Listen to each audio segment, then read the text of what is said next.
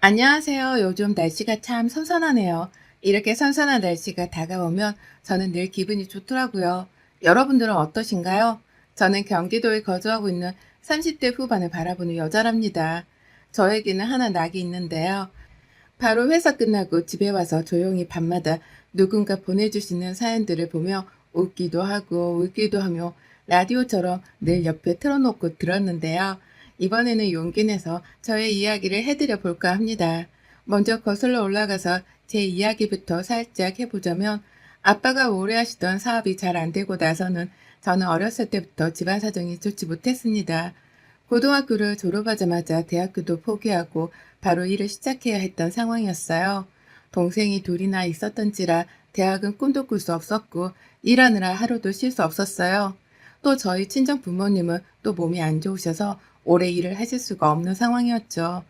그렇게 저의 유년 시절 여자의 20대는 꽃이라는 말이 무색할 정도로 저의 20대는 그야말로 악착 같은 아줌마처럼 살았어요. 친구들도 다 뒤로 하고 사람 만나는 일도 저에게는 사치라고 생각했거든요. 그럴 때마다 고등학생 때 만난 친구들은 대학교 가서 소개팅도 하고 미팅도 하고 MT도 가고 시험도 보고 하는데 저는 늘 투잡에 쓰리잡 뛰면서 그렇게 살아야 제 인생에 있어 결혼은 없을 거라고 생각했거든요. 그러다 지금까지 10년을 다니는 회사 사장님이 저를 좋게 봐주신 바람에 지금 많이 회사가 커져서 중소기업이 되었는데요. 그렇게 저는 부장으로 지금 근무를 하고 있답니다.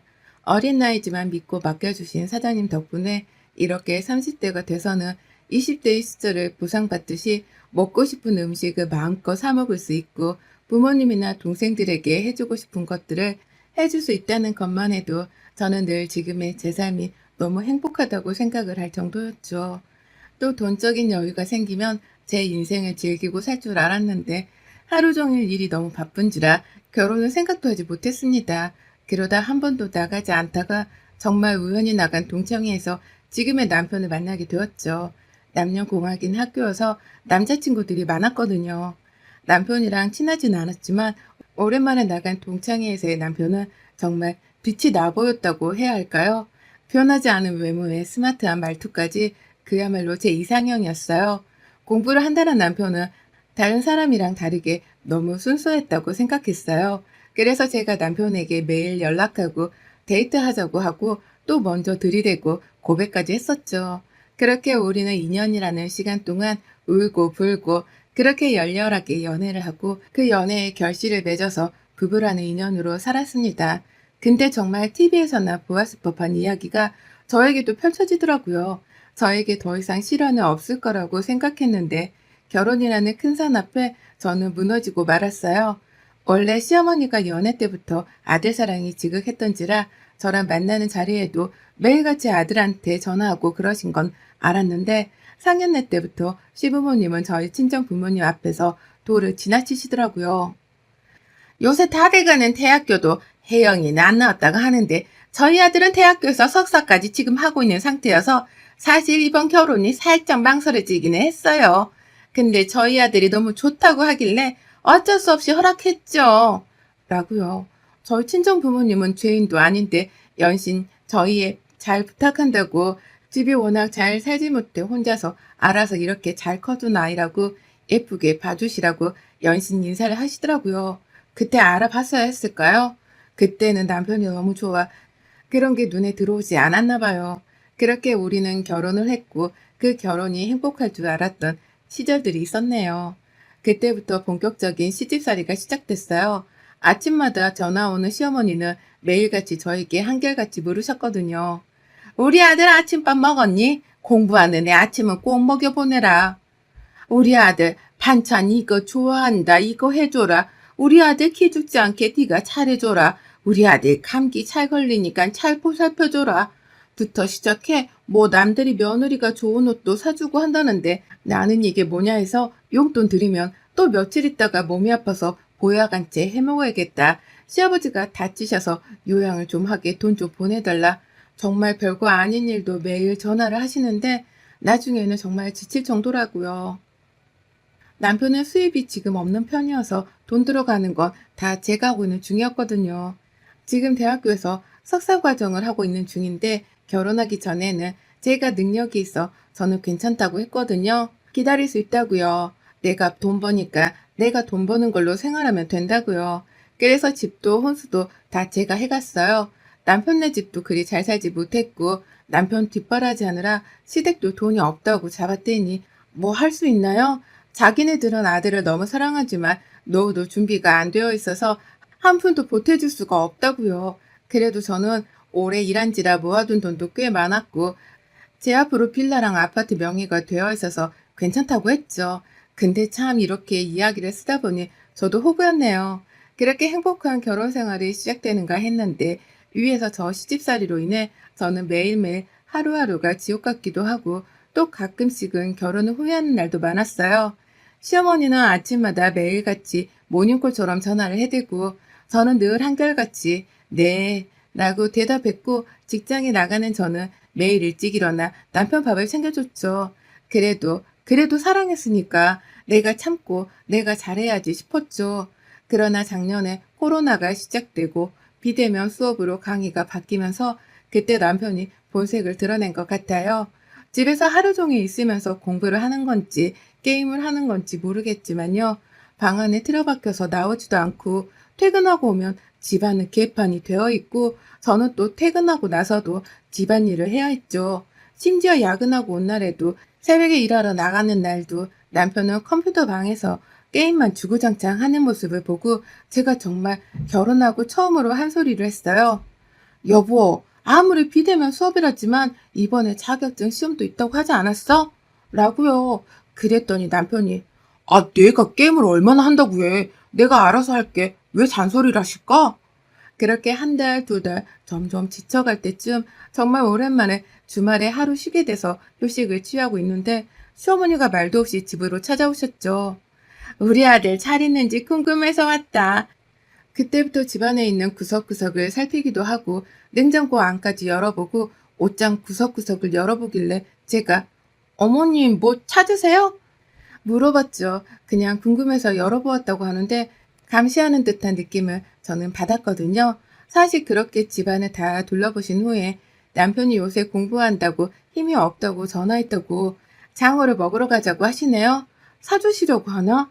웬일이지 싶어서 그렇게 장어집으로 갔고 시어머니랑 남편은 있는 자리에서 얼마나 먹던지 저는 별로 입맛이 없어서 깨작대다가 다 먹고 일어나려는 순간 저보고 어머님이 묻네요. 너 계산 안 하니? 네? 어머님이 사주시려고 하신 거 아니셨어요? 아니 그건 맞지만 네가 사야지. 내가 돈이 어딨니? 잘 먹었다. 하고 그냥 남편이랑 나가버리더라고요. 어처구니가 없었지만 음식값을 지불하고 나오는데 기분이 좋지 못했죠. 그렇게 집으로 왔고 그날 남편이랑 한바탕 했어요. 매일 어머님은 아침마다 전화하면서 또 말없이 찾아오고 이번에는 여보 장어 사준다고 해놓고 왜 계산을 나보고 하라는 거야? 라고요. 그럴 때마다 남편이 하는 레파토리가 있거든요. 우리 엄마가 돈이 어딨어? 우리 자기가 돈 잘 벌잖아. 라고요. 그렇게 시댁으로 인해 스트레스가 많이 받던 찰나에 다가오는 명절에 저희 부모님 드리려고 홍삼을 샀다고 하더라고요. 웬일인가 싶어서 기특하다 싶었죠. 그렇게 다가오는 명절에 친정 부모님께 홍삼을 드리니까 사이가 좋다고 너무 좋아하시더라고요.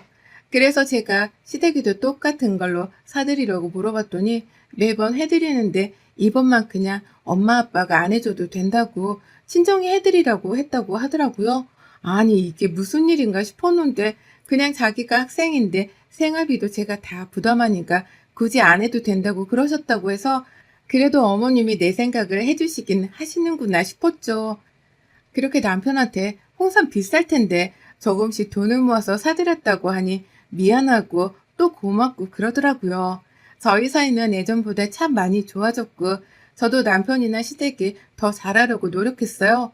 근데 갑자기 동생이 새벽에 전화가 온 거예요.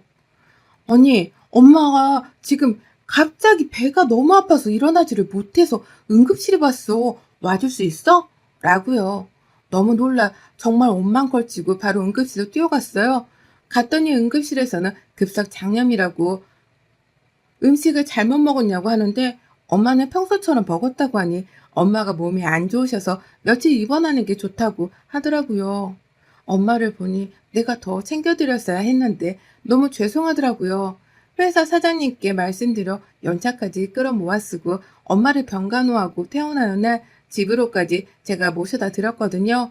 또 집에 가면 아빠도 몸이 안 좋으셔서 청소랑 음식도 못 드셨을 것 같아서 문 열고 청소하고 엄마 아빠 좋아하시는 해물탕거리도 사서 만들었죠. 음식을 하는데 식탁 위에 남편이 준 홍삼이 올려져 있더라고요. 밥 차리려고 홍삼을 밑에 내려두려고 하는데 밑에 보이는 날짜를 보니 정말 몇 개월 정도나 유통기한이 지났더라고요. 한참을 봐도 유통기한이 지나서 제가 바로 남편에게 전화해서 물었어요. 여보, 이거 엄마 아빠 드린 홍삼 어디서 샀어? 거기 집 근처에 거기 매장이야? 어? 갑자기 왜? 아니, 이게 유통기한이 지났는데 어떻게 그 사람들은 이런 거 팔 수가 있어? 우리 엄마 아픈 게 이것 때문인 것 같아. 전화해서 신고하거나 따져야지. 라고 물었더니 남편은 자기가 전화해보겠다고 하고 끊더라고요. 그 뒤로 몇 분 있다가 전화가 왔는데 그 매장 쪽에서 정말 죄송하다고 다른 제품으로 바꿔드리겠다고 그럴 리가 없는데 저희 직원이 착오가 있었던 것 같다고 연신 사과를 했다고 하네요. 진짜 화가 많이 났지만 저도 직원으로 일하는 입장이고 또 엄마도 너무 그러지 말라고 말리니까 그냥 새 제품으로 당장 보내달라고 해달라고 하고 넘어갔죠. 그렇게 일주일 정도가 흐르고 친한 친구가 집에 놀러 왔던 날 자기도 친정 부모님 홍삼 사드리고 싶다고 하길래 집 근처에 가까운 매장이 있어서 갔죠. 가서 친구가 고르고 결제를 하려는데 제가 유통기한 꼼꼼히 봤어? 이러면서 이야기하니까 직원분이 고객님, 저희 유통기한 길어서 걱정하지 않으셔도 돼요. 다 꼼꼼하게 검수해서 나오는 제품이랍니다. 라고 하시더라고요. 그래서 제가 아니 저번에 저희 남편 여기서 홍삼을 사다가 저희 부모님을 드렸는데 그게 유통기한이 지나서 새로 보내주셨던 게 생각이 나서 혹시 몰라서 친구에게 물어본 거예요. 라고요. 그랬더니 그 직원분이 그런 일은 자기네 매장에 없었다는 듯이 이야기를 하네요. 점장님한테도 물어보고 일하는 직원이 거의 자기만 있어서 그런 일이 있으면 자기가 알 텐데 그런 클레임 건은 들어오지 않았다고요. 그래서 그날 집에 와서 남편에게 물어봤죠. 홍삼을 어디서 샀냐고 물으니 자기 집 앞 매장에서 샀다고 하네요. 바로 따져 물었죠. 거짓말 하지 말라고. 내가 오늘 승훈이랑 홍삼을 산다고 해서 그 매장에 갔다 왔는데 그런 클레임이 없다고 하던데 어디 가서 주웠냐고요. 바른 대로 말하라고 열받아서 소리쳤어요. 그랬더니 하는 남편의 말이 더 가관이었죠.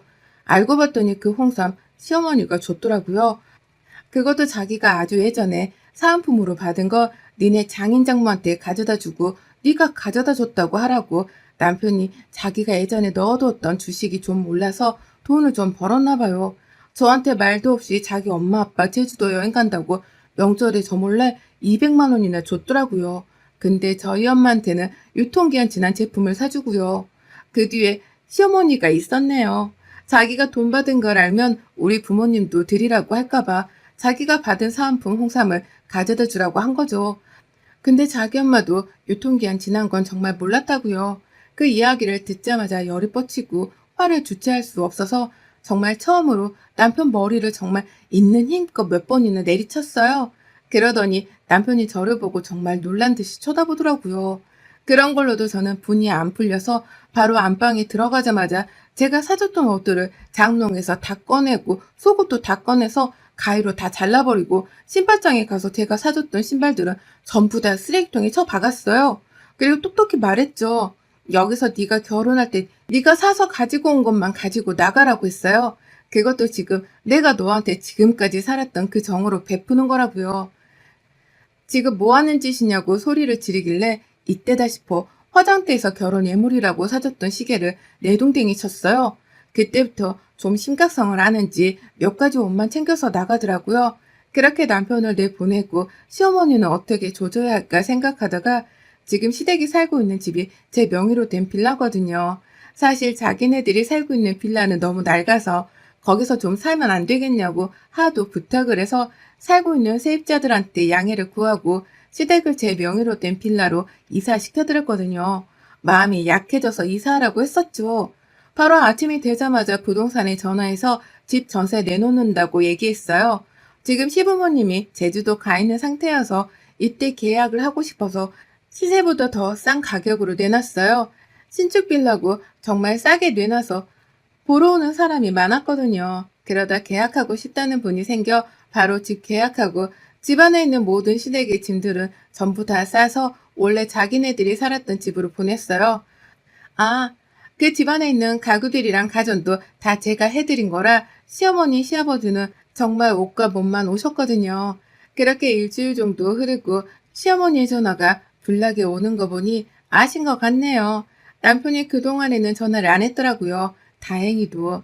자기가 쪽팔렸는지 안에서 다행히도 서프라이즈를 할 수 있었죠. 집 비밀번호를 여는데 열리지가 않으니까 저한테 전화하고 남편한테 하고 남편도 전화오고 저한테도 오고 전부 다 차단했죠.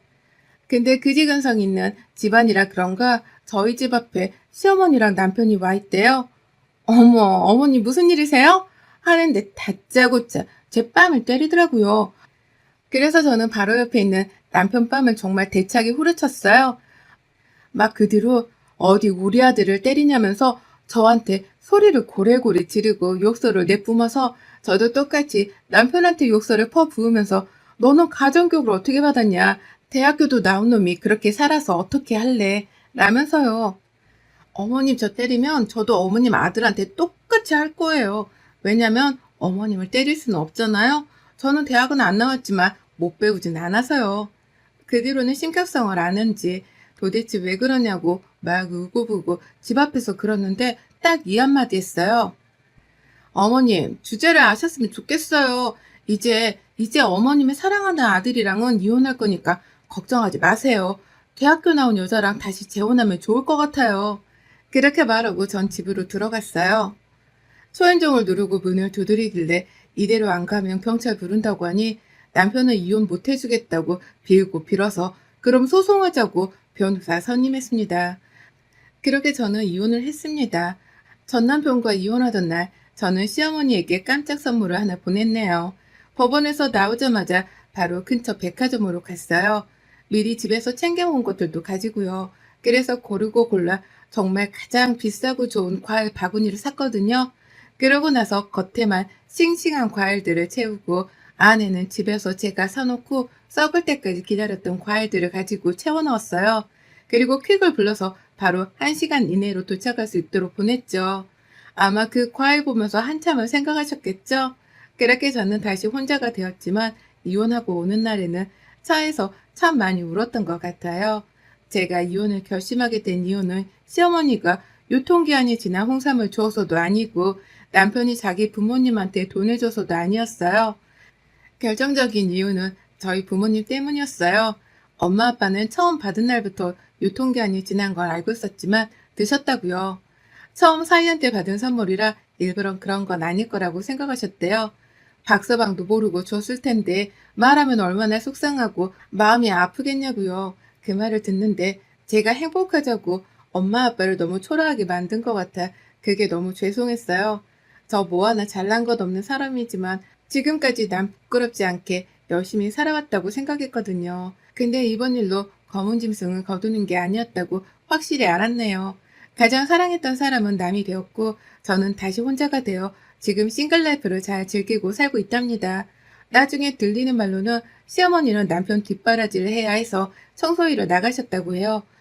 그러다가 갑자기 뇌출혈로 쓰러져서 지금은 후유증 때문에 일도 전혀 못하고 일상생활도 좀 어렵다고 하더라고요. 그런 상황 속에서 전 남편은 또 사고를 쳤더라고요. 대학교 동창 믿고 비트코인에 투자까지 했더라고요. 처음에는 수익을 좀 봐서 쏠쏠했던 것 같은데 그 금액이 커져서 한탕 해보겠다고 제2금융, 4금융까지 모두 끌어서 대출까지 받아서 투자했나 봐요. 근데 그게 잘 안 됐던 거죠. 세상 물정 일도 모르는 전 남편은 진짜 그런 재주가 없거든요. 돈 관리도 잘 못하고 돈의 소중함도 모르는 사람인데 비트코인에다가 모르고 투자까지 했으니 당연히 망할 수밖에 없죠. 빚을 못 갚아서 빨간 딱지 붙이고 시댁이 원래 살던 집까지 비싸진 않았지만 경매로 넘어갔고 지금은 전 남편 동생이 있는 거기서 같이 낑겨 산다는데 아마 이번에 신용불량자 돼서 파산 신청한다는 이야기가 있더라고요. 빚 갚으려고 열심히 직장을 알아본다는데 누구를 그 나이에 경력도 없는데 뽑겠어요? 가뜩이나 요즘 경제도 안 좋은데요. 또 눈은 엄청 높아서 좋은 데만 가려고, 연봉 높은 곳만 가려고 하니까 면접에도 다 떨어지고, 최근에 동창말로는 한번 만나서 술 마시는데 다른 테이블에 있는 사람들이랑 시비가 붙어서 뭐 경찰서 갔는데 합의금이 필요해서 시어머니 시아버지가 막 돈까지 빌려서 마련해서 겨우 빼냈다고 하더라고요. 그런데 동생네서 쪽팔리지도 않은지 술만 마시면 폭력적으로 변하고 집안 물건들도 다 때려부시고 신용불량자 되고, 그러니 파산 신청하고 노가다라도 뛰어야지 뭐. 자업자득이지 싶어요. 동창들에게 들려오는 소식에는 그렇더라고요. 듣고 나니 씁쓸한 소식이었지만 그것 또한 그 사람 인생이겠거니 싶어요. 저도 그렇고요. 지금 행복하게 살고 있어요. 라고 말할 수는 없지만 행복해지고 있는 중이라고는 여러분들께 말씀드리고 싶네요. 저는 이제 시댁 탈출 돌아온 돌싱이랍니다. 여러분의 생각은 댓글로 남겨주세요. 오늘도 시청해주셔서 정말 감사합니다.